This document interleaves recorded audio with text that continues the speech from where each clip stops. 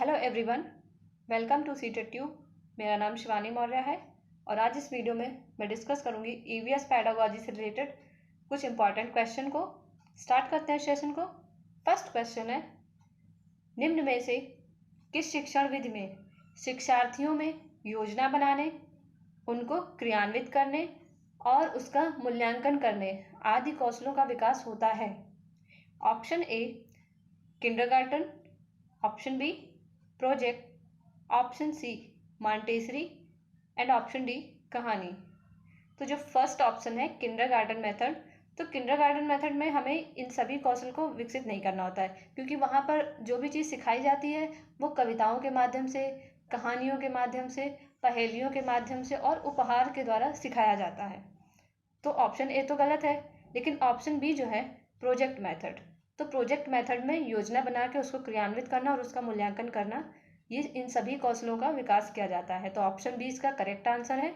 और option C जो Montessori विधि, जो डॉक्टर मारिया मॉन्टेसरी के द्वारा संपादित की गई है, जो इसकी जन्मदाता हैं, तो मॉन्टेसरी में उसमें जो है वो ज्ञानेंद्रियों के प्रशिक्षण पर बल दिया गया है, बालक के मांसपेशियों के विकास पर उन्होंने फोकस किया हुआ है।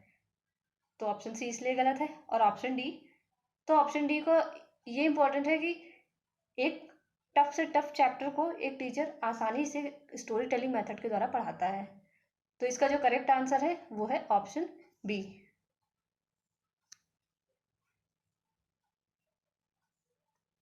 नेक्स्ट क्वेश्चन, पर्यावरण अध्ययन के अंतर्गत निम्नलिखित विषयों से जुड़ी अवधारणाओं एवं मुद्दों को पढ़ाया जाता है?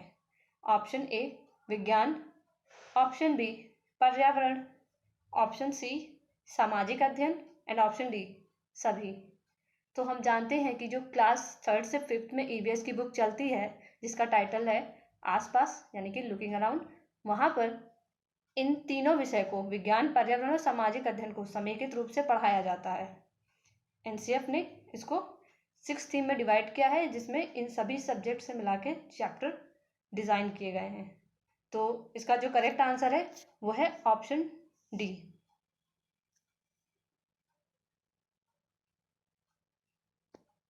नेक्स्ट क्वेश्चन, पर्यावरण अध्ययन की प्रकृति निम्नलिखित का समर्थन नहीं करती। बच्चे कम गलतियां करें। नेक्स्ट ऑप्शन, बच्चों को करके सीखने का अवसर मिले। ऑप्शन सी, बच्चे बहुत से प्रश्न पूछें एंड ऑप्शन डी, बच्चों को खोज करने के लिए पर्याप्त स्थान मिले। तो पर्यावरण अध्ययन है तो बच्चे तो उसमें सीखेंगे तो गलतियां करेंगे, लेकिन बच्चे कम गलतियां करें ये नहीं एम्फसाइज करना है, क्योंकि जो गलतियां हैं वो ये बताती हैं कि लर्नर सीख कैसे रहे हैं। क्योंकि अगर वो सही तरीके से करते चले गए तो भी वो सीख रहे हैं, लेकिन अगर वो गलतियां करते हैं तो शिक्षक को ये पता चलता है कि वो कहाँ पर गलतियां कर रहे हैं और वो किस तरीके से किसी चीज़ को सीख रहे हैं।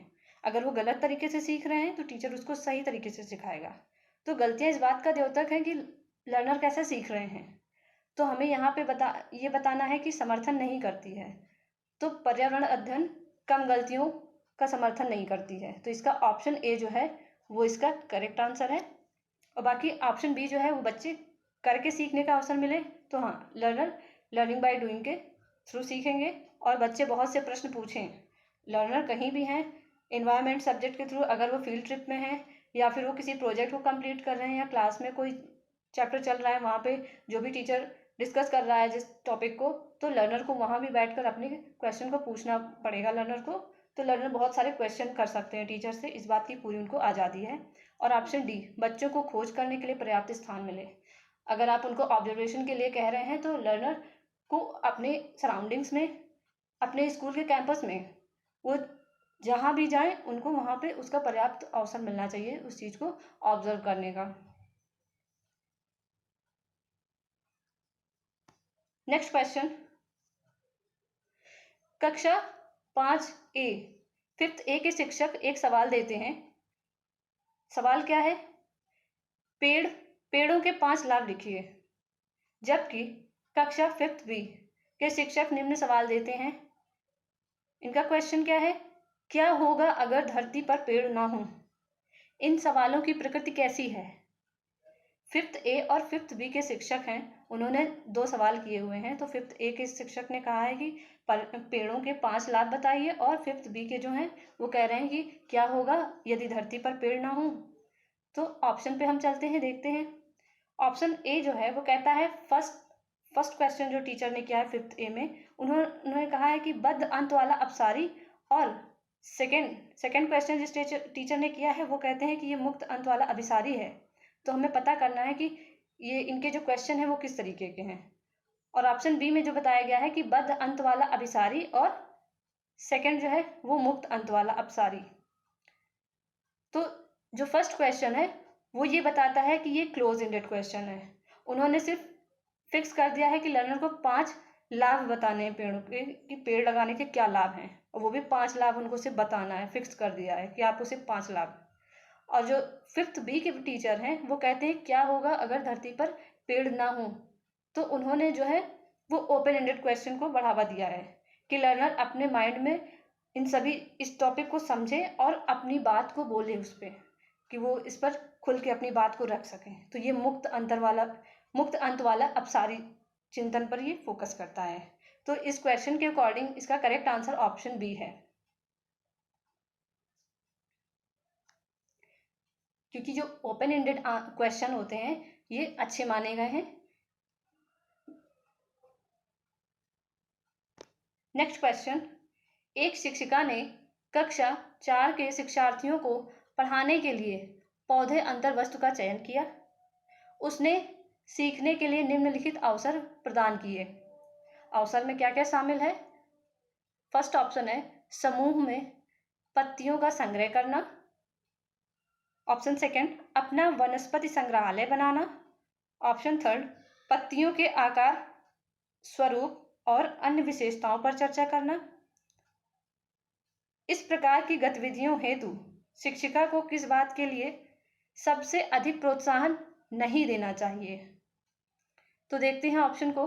ऑप्शन ए कहता है जितनी अधिक पत्तियों के बारे में संभव हो उतना उनके नाम याद करने में बच्चों की पहल। और ऑप्शन बी, बच्चों के द्वारा कार्य का विस्तार। ऑप्शन सी, बच्चों का निरंतर गतिविधि में लगे रहना। और ऑप्शन डी, बच्चों की परस्पर क्रिया, अवलोकन और सहयोग। तो ऑप्शन ए जो कह रहा है कि जितना संभव हो वो उतना उनके नाम याद रखे। नाम याद रख करके क्या करेगा? सिर्फ नाम याद करेगा तो उससे तो सारी चीज़ें पता नहीं चल जाएंगी। तो इसमें ये पूछा गया है कि अधिक प्रोत्साहन नहीं देती। तो इसका जो करेक्ट आंसर है वो है ऑप्शन ए। अब हम बढ़ते हैं ऑप्शन बी और सी और डी को, देखते हैं वो क्यों नहीं सही है इसके अकॉर्डिंग। क्योंकि जो बच्चे हैं, बच्चे के द्वारा कार्य का विस्तार तो कराना ही है, क्योंकि वो जिस कार्य को वो लिए हैं उस पर उसको उन्हें वर्क करना है डिफरेंट तरीके से, डिफरेंट मेथड से, स्किल्स के थ्रू। ऑप्शन सी, बच्चों का निरंतर गतिविधि में लगे रहना। वो गतिविधि में लगे रहेंगे तो उनमें उतनी ही स्किल्स डेवलप होंगी, उतना ही वो कोलैबोरेट करेंगे और उनमें कम्युनिकेशन भी होगा और वो चीज़ें अच्छे से सीखेंगे। और ऑप्शन डी, बच्चों की परस्पर क्रिया, अवलोकन और सहयोग। तो बच्चे परस्पर क्रिया करेंगे और ऑब्जर्वेशन करेंगे और कोलैबोरेट करेंगे, क्योंकि क्वेश्चन में ये पूछा था कि अधिक प्रोत्साहन नहीं देना चाहिए। तो ऑप्शन ए करेक्ट है, हमें रटाना नहीं है।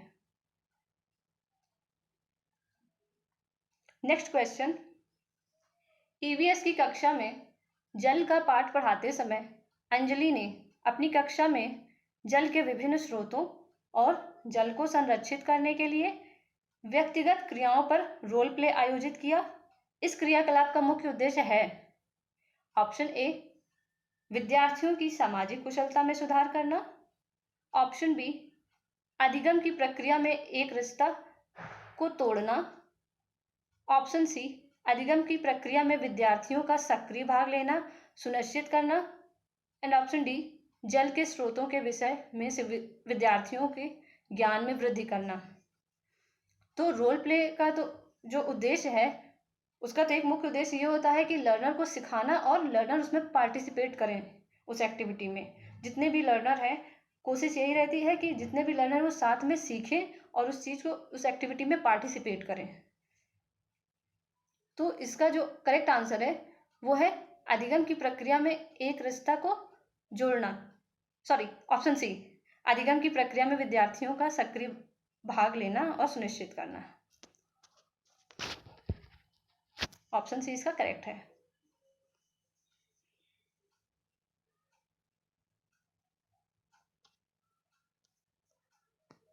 नेक्स्ट क्वेश्चन, प्राथमिक स्तर पर पर्यावरण अध्ययन की पाठ्य पुस्तक में निम्नलिखित में से कौन सी विशेषता नहीं होनी चाहिए? ऑप्शन ए, यह विद्यार्थियों की वैविध्यपूर्ण पृष्ठभूमि की जरूरतों को पूरा करती हैं। ऑप्शन बी, वास्तविक कहानियों और घटनाओं को शामिल करती हैं।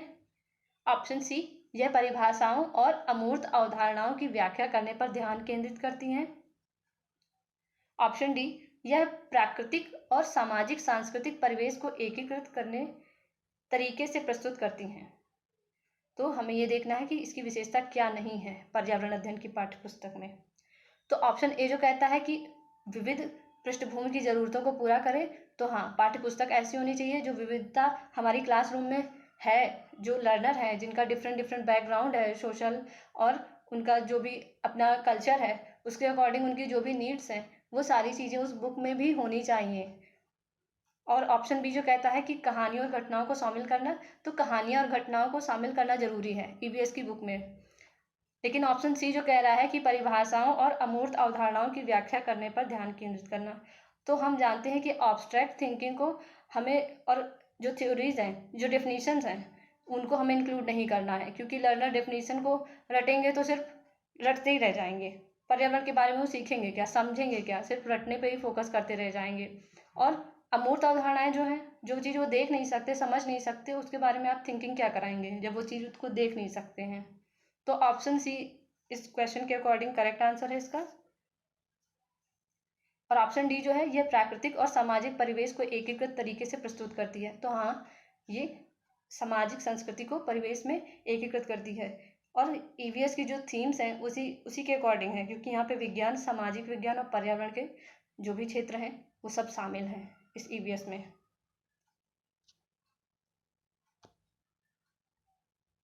मेरे पिछले वीडियोस में इन सभी टॉपिक को मैंने कवर किया है, आप चाहें तो उसको वहाँ से देख सकते हैं, फिर इस पर एक बार प्रैक्टिस कर सकते हैं।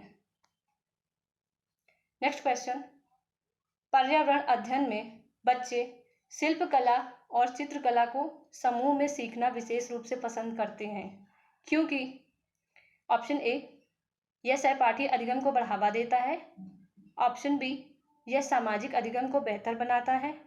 ऑप्शन सी, यह बच्चों की सृजनात्मकता की प्रशंसा की जाती है तो वे खुश होते हैं और उनके प्रति प्रेरित भी होते हैं। और ऑप्शन डी, यह कक्षा में अनुशासन को बढ़ाता है। अब हम इसके कोड को देखते हैं। तो ऑप्शन ए में क्या है, ऑप्शन बी और सी को इन्होंने रखा है। तो सहपाठी अधिगम को बढ़ावा देता है और बच्चों की सृजनात्मकता की प्रशंसा की जाती है तो वे खुश होते हैं और उससे प्रेरित भी होते हैं। और ऑप्शन सी जो कहता है, ऑप्शन बी सॉरी, बी में ये है कि सहपाठी अधिगम को बढ़ावा देता है। तो बढ़ावा तो देता ही है, लेकिन ऑप्शन डी जो कह रहा है ये कक्षा में अनुशासन को बढ़ावा देता है, तो हमें डिसिप्लिन को नहीं बढ़ाना है। वहाँ पे लर्नर है, कोलेबरेट करें, सीखें, क्लास में एक्टिविटी के थ्रू सीखें।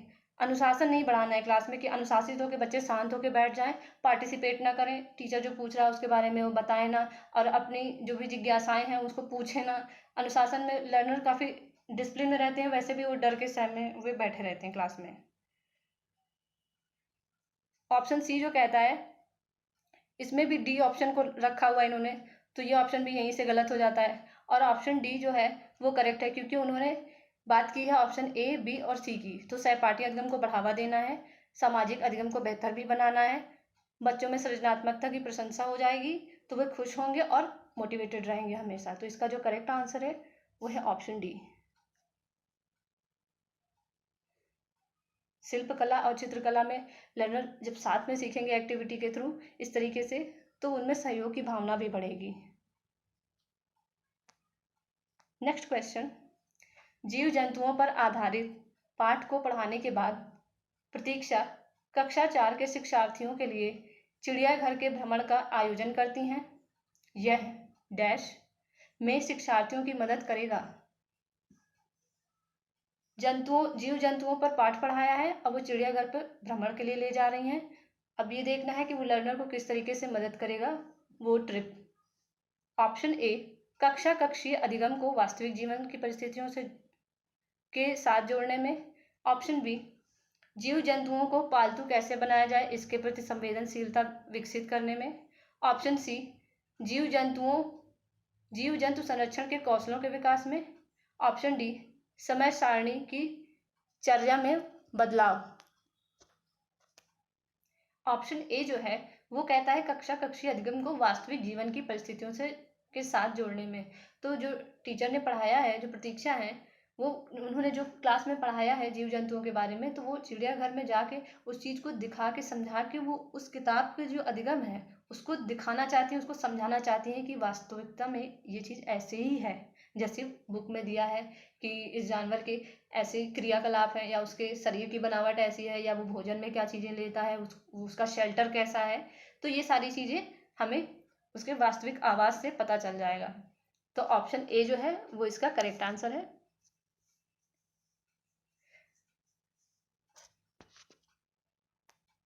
नेक्स्ट क्वेश्चन, कक्षा 3 के शिक्षार्थियों को हमारे दोस्त पक्षी प्रकरण पढ़ाते समय प्रतीक्षा नीचे दी गई पद्धतियों का प्रयोग करती हैं। अब वो पद्धतियां क्या हैं देखते हैं। ऑप्शन ए, पक्षियों पर आधारित वृत्त चित्र दिखाना, डॉक्यूमेंट्री दिखाना चाहती हैं। ऑप्शन बी, विभिन्न पक्षियों की तस्वीरों वाले चार्ट का प्रयोग करना और संक्षेप में उनका वर्णन करना। ऑप्शन सी, शिक्षार्थियों को नजदीक के पार्क में ले जाना और उनसे पक्षियों को ध्यान से देखने के लिए कहना। प्रतीक्षा किस प्रयोजन के लिए सीखने के विभिन्न उपागमों का प्रयोग कर रही हैं? चलिए हम आंसर वाले ऑप्शन को देखते हैं। ऑप्शन ए है दूसरे शिक्षकों और अभिभावकों को प्रभावित करना। तो इससे कोई दूसरा शिक्षक और अभिभावक प्रभावित नहीं होंगे, उन्होंने जो पद्धतियां अपनाई हैं। ऑप्शन बी, शिक्षार्थियों में तर्क शक्ति का विकास, तो इससे तर्क शक्ति का विकास नहीं होगा। ऑप्शन सी, अपनी पाठ योजना का पालन करना। अपनी पाठ योजना का पालन तो करना है, उन्होंने तो वैसे भी पढ़ा के कर दिया है, लेकिन जो पद्धतियां वो अपना रही हैं उसके लिए हमें इसका करेक्ट आंसर ढूंढना है। तो ऑप्शन डी जो है वो कहता है बहुबुद्धि वाले शिक्षार्थियों की विभिन्न आवश्यकताओं को पूरा करना। तो ऑप्शन डी जो है वो इसका करेक्ट आंसर है, क्योंकि क्लास में जो डिफरेंट डिफरेंट लर्नर होते हैं उनकी डिफरेंट टाइप की लर्निंग स्टाइल होती है। कुछ लर्नर देख कर समझ जाते हैं, कुछ लर्नर एक्सप्लेन के माध्यम से समझ जाते हैं कि टीचर क्या एक्सप्लेन कर रहा है या कर रही हैं, तो उसके थ्रू भी वो सीख लेते हैं। कुछ लर्नर उस चीज़ को विजुअलाइज करके समझना पसंद करते हैं, सीखना पसंद करते हैं। तो इन सभी तरह के जो शिक्षार्थियों का अलग अलग उनका जो भी अपना समझने का तरीका है उसकी आवश्यकता को ध्यान देकर उन्होंने इन सभी पद्धतियों का प्रयोग किया है। तो इसका ऑप्शन डी जो है वो इसका करेक्ट आंसर है।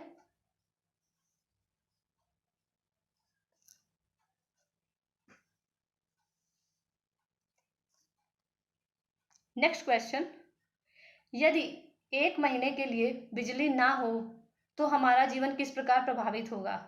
इस प्रश्न को पूछने का उद्देश्य है, एक शिक्षक ने ये क्वेश्चन पूछा है तो लर्नर उस पर, अब इस तरीके के क्वेश्चन पूछने पर टीचर चाहता है कि लर्नर किस तरीके के जवाब देंगे और उसका प्रश्न पूछने का क्या उद्देश्य है ये हमें बताना है। ऑप्शन ए है शिक्षार्थियों के कल्पना परक और चिंतन परक कौशलों का विकास करना। ऑप्शन बी, शिक्षार्थियों की सामान्य जानकारी का आकलन करना। ऑप्शन सी, समुचित तरीके से बिजली का प्रयोग करने के प्रति शिक्षार्थियों को संवेदनशील बनाना। ऑप्शन डी, बिजली के स्रोतों के बारे में शिक्षार्थियों का आकलन करना। तो ऑप्शन ए जो कह रहा है कि शिक्षार्थियों को कल्पना और चिंतन परक कौशलों का विकास करना, तो ये इसका करेक्ट आंसर है, क्योंकि वो समझेंगे इस चीज़ को, इमेजिन करेंगे और उस पर सोचेंगे जब उस चीज़ को, तो उनके अंदर इन सभी कौशल का विकास होगा। तो ऑप्शन ए जो है वो इसका करेक्ट आंसर है।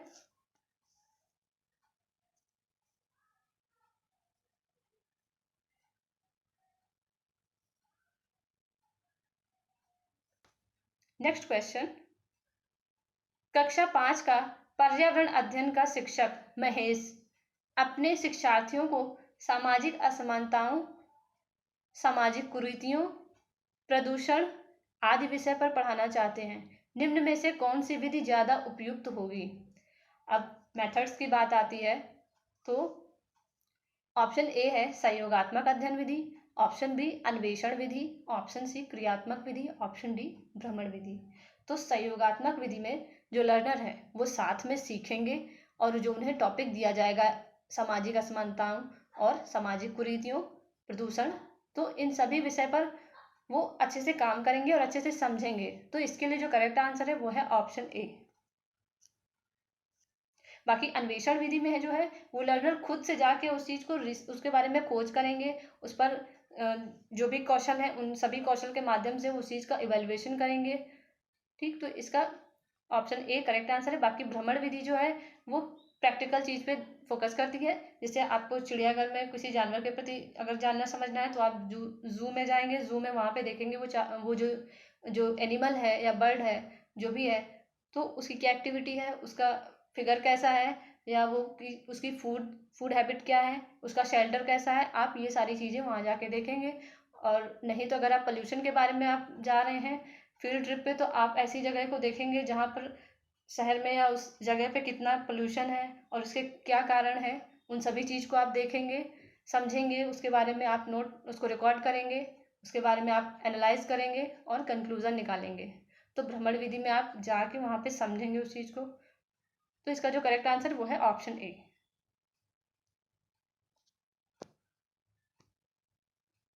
Thank you.